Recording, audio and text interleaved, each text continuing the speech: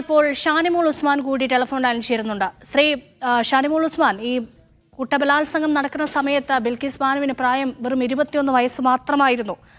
അവരുടെ 5 മാസം പ്രായമുള്ള ഗർഭസ്ഥ ശിശുവിനെ വയറ്റിലിട്ട് കൊന്നു. 3 വയസ്സുള്ള കുഞ്ഞിനെ തല ഭിത്തിയിലിടിച്ചു കൊലപ്പെടുത്തി.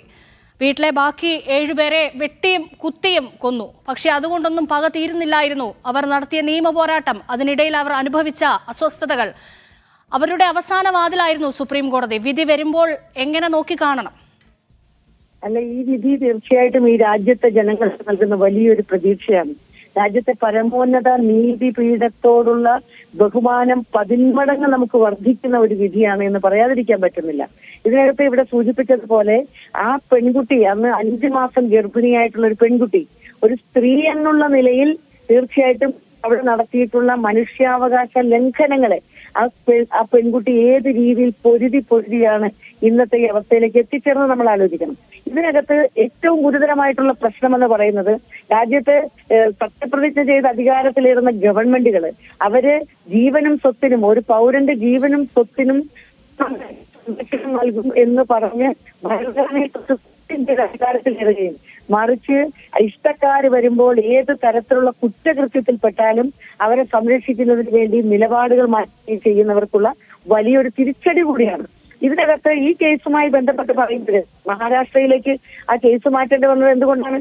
ഈ പെൺകുട്ടി ബിൽക്കിസ് ബാനുവിന്റെ ജീവന് പോലും ഭീഷണിയുണ്ട്. അന്ന് ഇളവനുവദിച്ച് വെളിയിലിറങ്ങി വരുന്ന പ്രതികൾക്ക് പൂമാറ്റാനാണ് ഇന്ത്യ രാജ്യത്തെ കുറെ ആളുകളെങ്കിലും തയ്യാറായിട്ടുള്ളത്. കത്തുവ കേസ് നമ്മുടെ മുന്നിലുണ്ട്. അതുപോലെ പല കേസുകളും, ഹത്രാസിലെ കേസുണ്ട്. ഇത് സൂചിപ്പിക്കുന്നത് രാജ്യത്ത് വർദ്ധിച്ചു വന്നുകൊണ്ടിരിക്കുന്ന സ്ത്രീകൾക്കെതിരെയുള്ള നിരവധി വിഷയങ്ങളിൽ എടുക്കുന്ന നിലപാടുകളാണ്. കക്ഷി രാഷ്ട്രീയത്തിന് അതീതമായിട്ട് തന്നെ ഇത്തരം വിഷയങ്ങൾ നമുക്ക് നോക്കിക്കാണാൻ എനിക്ക് വരുമ്പോൾ നമ്മൾ അനുഭവിച്ചുകൊണ്ടിരിക്കുന്ന വലിയൊരു വേദനയുണ്ട്. പള്ളിപ്പെരിയാർ എന്ന് പറയുന്ന സ്ഥലത്ത് 5 വയസ്സുള്ള ഒരു പെൺകുഞ്ഞിനെ ബലാത്സംഗം ചെയ്ത് കെട്ടിത്തൂക്കിയിട്ടിട്ട് ആ പ്രതി ശിക്ഷ ഇല്ലാതെ പുറത്ത് വെറുതെ വിട്ടു എന്നുള്ളത് കൊണ്ട് ആ പ്രതിക്ക് സ്വീകരണം കൊടുക്കുന്ന നന്നായിട്ട് കേരളം കൂടി മാറുകയാണ്. ഇവിടെയും ആ ജഡ്ജ്മെന്റിനകത്ത് ജഡ്ജി പറഞ്ഞിരിക്കുന്ന പല പ്രധാനപ്പെട്ട വിഷയങ്ങളുമുണ്ട്. ഇൻവെസ്റ്റിഗേഷൻ ഓഫീസറുടെ ഫെയില്യൂറാണ്, പാളിച്ചകൾ ചൂണ്ടിക്കാണിച്ചുകൊണ്ടാണ് ആ കേസിന്റെ വിധി വന്നിട്ടുള്ളത്.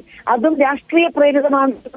ഒരു വലിയ അഭിപ്രായം നമ്മുടെ നാട്ടിൽ പോലും ഇത്തരത്തിൽ പ്രതികളെ മുന്നോട്ട് കൊണ്ടുപോകുന്ന, പ്രതികൾക്ക് പ്രോത്സാഹനം നൽകുന്ന ആളുകളുണ്ടെന്ന് സൂചിപ്പിക്കാതിരിക്കാൻ വയ്യ. അതുകൊണ്ട് ഈ രാജ്യത്ത് എവിടെയായാലും, ഏത് രാഷ്ട്രീയ പാർട്ടിയിലോ എവിടെ നിൽക്കുന്ന ആളുകളാണെങ്കിലും സ്ത്രീകളുടെ മാനം വെച്ച് കളിക്കുന്ന ആളുകളെ, എന്ത് നേട്ടത്തിന് വേണ്ടിയും നിലകൊള്ളുന്ന ആളുകൾക്കെതിരെ വലിയ തിരിച്ചടിയാണ്. രാജ്യത്തിന്റെ ഭരണഘടനയിലുള്ള വിശ്വാസം തീർച്ചയായിട്ടും വർദ്ധിച്ചു വരുന്നു. ഈ വിധി ലോകത്തിന്റെ മുന്നിൽ തന്നെ ഇന്ത്യ രാജ്യത്തിന്റെ ഉയരം കൂട്ടുമെന്നുള്ളതിന് സംശയമുണ്ട്. ഇതിൽ വേറൊരു കാര്യം കൂടിയുണ്ട്. പൊതുപ്രവർത്തകരായിട്ടുള്ള ആളുകൾക്ക് ഇടപെടാം എന്നുള്ളത്.